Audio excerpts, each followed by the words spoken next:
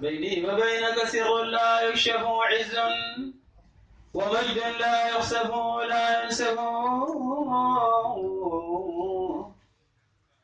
ومدد دفيع داني وطوفه من فيض روض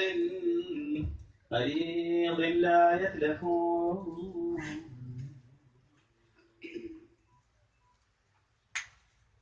بيني وبينك سر لا يكشف عز ومجد لا يخسف ولا ينسف ومدد دفيع داني وطوفه من فيض روض مريض لا يتلف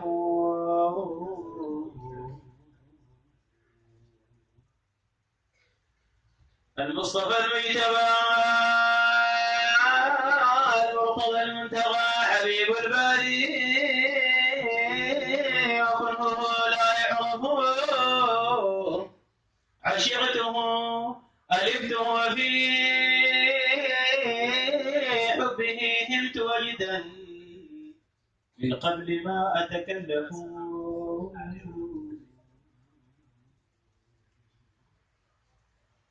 بميلاده قابل كونه بأسره الجن والإنس والملائكة هاتفوا أحمد البشير الهاشمي الذي الأمين صادق الوعد لا يخلف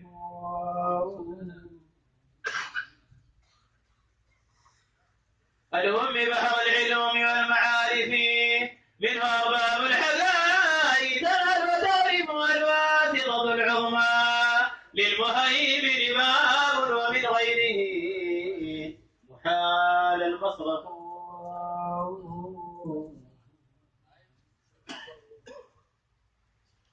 أفضل البشر خير خلق الله رؤوف رحيم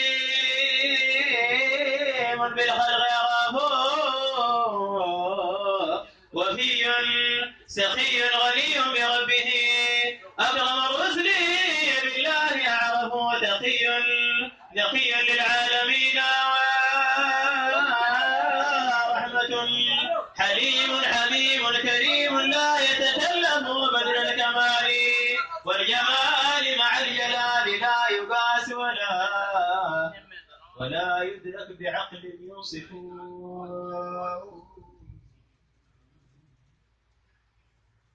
عظيم لولاه ما كان كون ولا كائن بالبسيطة وهو تاج الأولين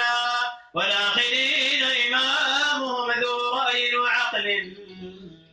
سديد لا يتوقف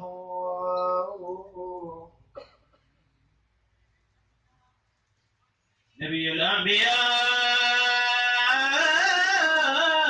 والكل لايد متضرعا متشفعا ومتبركا به يتشرف علم الهدى وللعزم أجلهم حاد الكرامة أعلامه ترفرف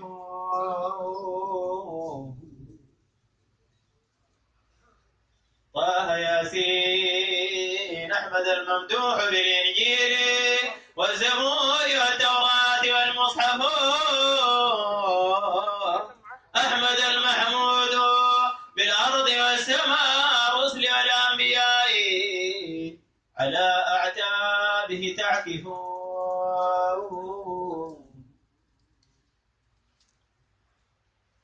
صفي الله خليله وكليمه يبره ويجله وبعمره يحلفه صفاته أخلاقه بديعة عدقه عنبر وريقه خرقه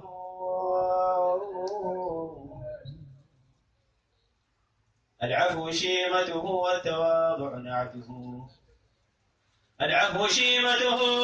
والتواضع نعته الحمار والبغض يركب ويردف يكنس داره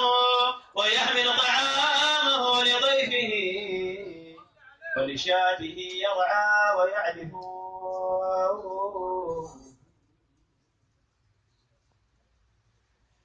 لا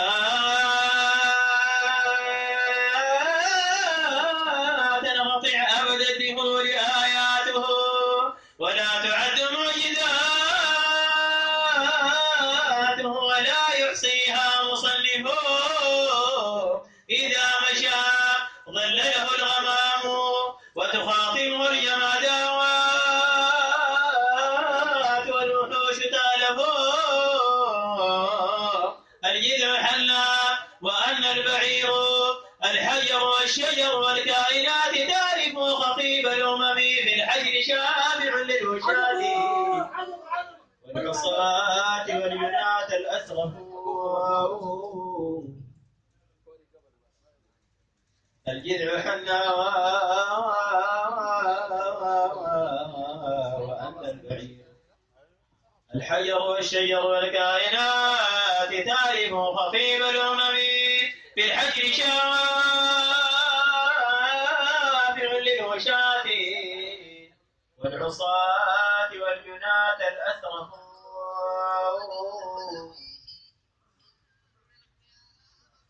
الدرجة الرفيعة والمقام المحمود اللواء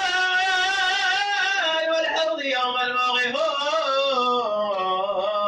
آدم والخليل وعيسى وموسى تحت لوائه والأمم تزحف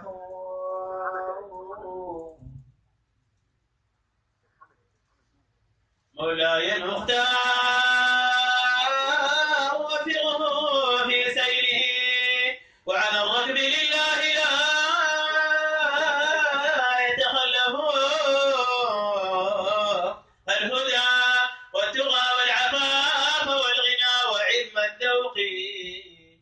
الدريس يرشف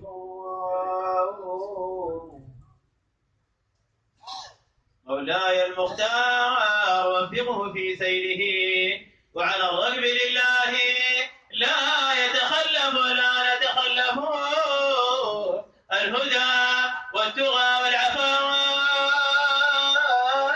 والغنى وعلم الذوق فالدريس نرشف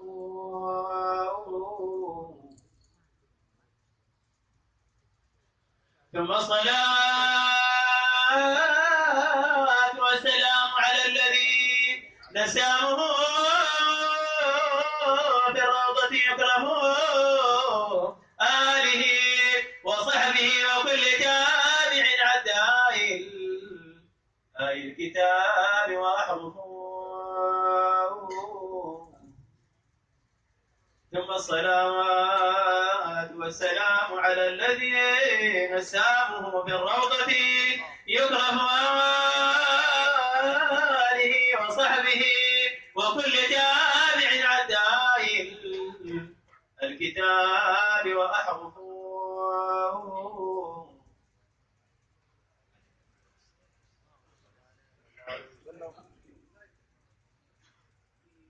مجددا اللهم صل وسلم وبارك على سيدنا محمد نور الأنوار الحقية وعلى آله وصحبه